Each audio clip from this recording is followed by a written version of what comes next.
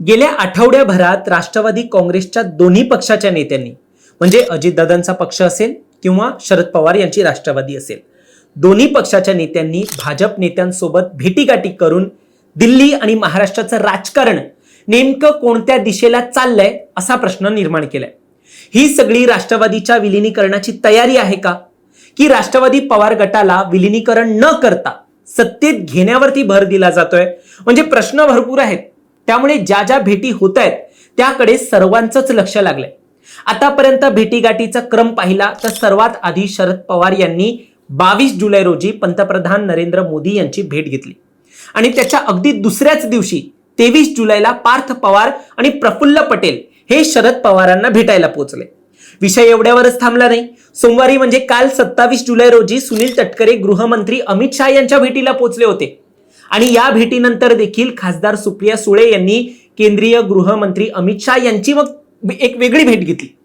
या अशा होणाऱ्या भेटींमुळेच दोन्ही राष्ट्रवादींच्या विलीनीकरणाच्या विषयाभोवती चर्चेने फेरा धरलाय। पण खरंच ही सगळी दोन्ही राष्ट्रवादी विलीनीकरणाची नांदी आहे की शरद पवार हे सत्तेत जाण्याची एक चाहूल आहे, ते देखील वेगळ्या पद्धतीने? यावर स्वतः नेत्यांनी काय प्रतिक्रिया दिली आहे ते देखील जाणून घेऊया आणि एकूण विश्लेषकांचं यावर काय मत आहे ते देखील जाणून घेऊया। दरम्यान तुम्ही चॅनलवर नवीन आलाय तर लगेच सबस्क्राईब करा प्राईम टाइम महाराष्ट्राला, कारण असे राजकीय घडामोडी आणि घडामोडींमागील राजकारण आम्ही नेहमी तुमच्यासाठी घेऊन येत असतो। माझं नाव ओमकार साळवी आणि या विषयाला आपण सुरुवातीपासून सुरू करूया।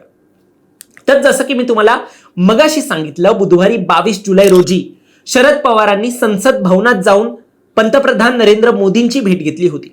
यावेळी सुप्रिया सुळे ही सोबत होत्या। भेटीनंतर शरद पवारांनी सांगितलं की शेतकऱ्यांच्या विविध प्रश्नांवर आणि सीजेपी आंदोलनाच्या पार्श्वभूमीवर, जे कॉक्रोच जनता पार्टीचं आंदोलन होतं त्याच्या पार्श्वभूमीवरतीच फक्त चर्चा झाली। पण दिल्लीतील राजकीय वर्तुळात मात्र या भेटीचा अर्थ वेगळ्याच नजरेतून पाहिला गेला। म्हणजे त्या काळामध्ये शरद पवार गटाकडून लोकसभा मतदारसंघ फेररचनेचा जो घटना दुरुस्ती विधेयक आहे त्याला अटी शर्तींवर पाठिंबा देण्याची जाहीर भूमिका राष्ट्रवादीने एक घेतली होती। म्हणजे या फेररचनेबाबत जर आम्हाला स्पष्टीकरण दिलं गेलं तर आम्ही विचार करू, अशी भूमिका ती होती। त्यामुळे एनडीएला राष्ट्रवादीच्या खासदारांचा पाठिंबा मिळू शकतोय अशी एक चर्चा सुरू झाली। पण पुन्हा प्रश्न निर्माण होतो, हा पाठिंबा देणार कसा? विलीनीकरण करून की अजून काही ऑप्शन आहे बाहेरून पाठिंबा वगैरे देऊन?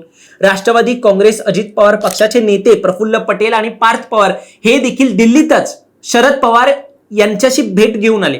आता या बैठकीला अधिकृत अजेंडा किंवा तपशील दोन्ही बाजूंनी जाहीर करण्यात आलं नाही, पण दोन्ही भेटींचा परस्परांशी संबंध जोडला गेला। म्हणजे शरद पवार यांची मोदी यांच्याशी भेट आणि त्यानंतर पटेल यांनी पार्थ पवार यांच्या बरोबर शरद पवार यांची घेतलेली भेट, या भेटींचा परस्परांशी संबंध जोडला गेला।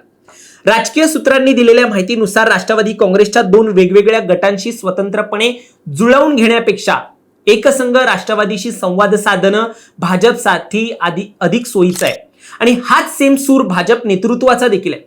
त्यामुळे विलीनीकरण करा आणि सत्तेत या अशी एकूण भाजपची भूमिका दिसते। वेगवेगळं राष्ट्रवादी जी आहे त्यांच्याशी वेगवेगळी चर्चा वगैरे जे काही घडतंय ते तसं भाजपला नकोय। आता या सगळ्या घडामोडी मागच्या आठवड्याच्या होत्या, पण या आठवड्यात देखील अशाच काही राष्ट्रवादीच्या भेटी झाल्यात। या आठवड्यात सर्वात प्रथम अजित पवार गटाचे सुनील तटकरे यांनी अमित शाह यांची भेट घेतली आहे। त्यानंतर काही काळाने शरद पवार गटाच्या खासदार सुप्रिया सुळे आणि बीडचे खासदार बजरंग सोनावणे यांनीही केंद्रीय गृहमंत्र्यांची भेट घेतली आहे आणि हे या आठवड्यात घडले।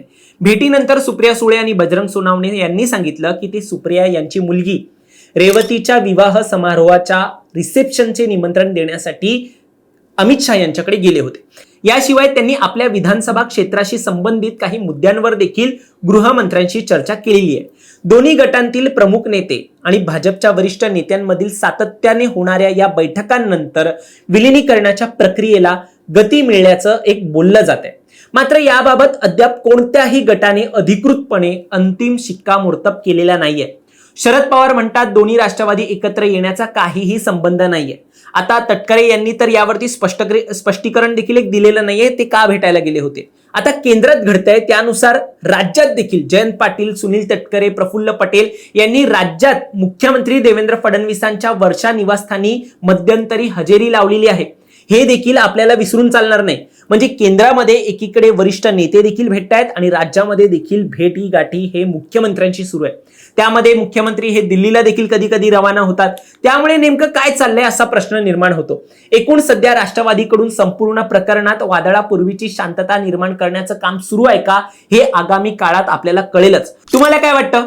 जसे एकनाथ शिंदे यांनी एकदम शांतीत क्रांती करून खासदार फोडले, त्याच स्वरूपात अचानक राष्ट्रवादी सत्तेत पाहायला मिळेल का? म्हणजे मी खासदार फुटतील असं नाही म्हणत आहे, पण ज्या शांतीत राजकारण सुरू आहे त्यामागे क्रांती आगामी काळात दिसेल का? तुमचं मत आम्हाला कमेंटमध्ये नक्की सांगा आणि असेच राजकीय अपडेट्स जाणून घेण्यासाठी सबस्क्राईब करा प्राईम टाइम महाराष्ट्राला.